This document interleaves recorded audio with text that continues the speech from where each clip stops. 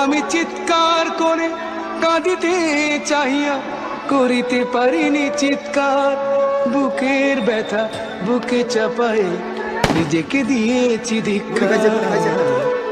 কতটুকু অশ্রু গড়ালে হৃদয় জলে সিক্ত, কত প্রদীপ শিখা জ্বালালে জীবন আলোয় উদ্দীপ্ত, কত ব্যথা বুকে চাপালে তাকে বলি আমি ধৈর্য। নির্মমতা কত দূর হলে জাতি হবে নির্লজ্জ।